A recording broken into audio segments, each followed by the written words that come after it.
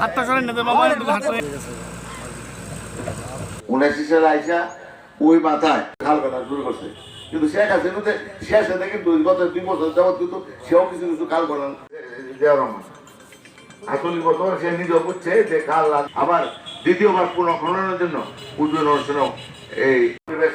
আজকে এমন এক সময় আমরা ক্ষমতায় এসেছি আন্তর্জাতিক অস্থিরতার মধ্যে, সেই খাল খননের পাশাপাশি প্রত্যেকটা খালের পার্কে সবুজায়ন করা, বিশেষ করে বৃক্ষরোপণ। এবং আমাদের এই 31 দফার মধ্যে আমাদের আছে যে আগামী 5 বছরে 50,000 কোটি, 50 কোটি, আমাদের 50 কোটি গাছ রোপণ করা, বৃক্ষরোপণ করা, এটা কিন্তু আমাদের পারবে।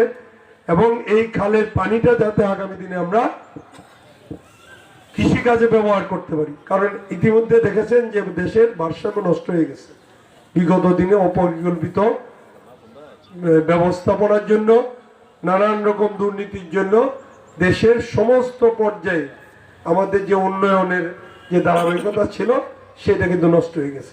তারা বিগত সরকার শুধু বড় বড় প্রজেক্ট করছে, কিন্তু সাধারণ মানুষের কল্যাণার্থে যে সমস্ত কাজ করা দরকার, তারা বড় বড় ফ্লাইওভার করছে, বিল্ডিং করছে, যেখানে করে হাজার হাজার কোটি টাকা মেরে খাওয়া যায়, অথবা এটা থেকে টাকা যাতে আত্মসাৎ করা যায়।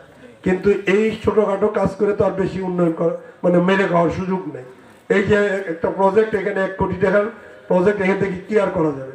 তারা 20,000 কোটি টাকার প্রজেক্ট করবে, সেইখান থেকে এই কয়েক % মানলে অনেক কোটি টাকা। এই সমস্ত প্রজেক্টগুলি তারা গুরুত্ব দিয়েছিল। তা আমাদের মাননীয় প্রধানমন্ত্রী সাধারণ মানুষজনের উন্নতি করবে, দেশের সাধারণ জনগণ যারা আছেন তাদের উন্নয়নের জন্য। কৃষির মধ্যে জানেন যে ইমাম মুয়াজ্জিনদের তথ্য নেওয়া শুরু হয়েছে অলরেডি।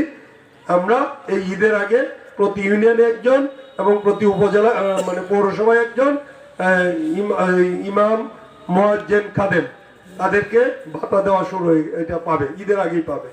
এটা ক্রমান্বয়ে প্রতি বছর এই কয়েকদিন পর পরে এটা বাড়বে। আস্তে আস্তে সমস্ত মসজিদগুলি এর আওতায় নিয়ে আসা হবে, মন্দিরগুলি এর আওতায় নিয়ে আসা হবে। এটা অনেক বিল আছে, ওই পর্যন্ত কিন্তু গেছে, এটা বিরাট লম্বা কাল।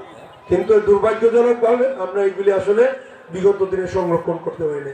আমাদের এই খালগুলি খনন করতে হবে, পাশাপাশি খালের পানি যাতে আগামী দিনে আমরা সেচে ব্যবহার করতে পারি, কারণ ভূগর্ভস্থ পানি আস্তে আস্তে কমে যাচ্ছে। আমরা যাতে নদীর পানি, খালের পানি যেন আগামী দিনে আমরা কৃষিতে ব্যবহার করে সেই ব্যবস্থা করতে পারবো আমরা ইনশাআল্লাহ। আমরা এই খালটা এখানে বাতিতে যেটা আছে, এটা পানি ফ্লোটা যাওয়ার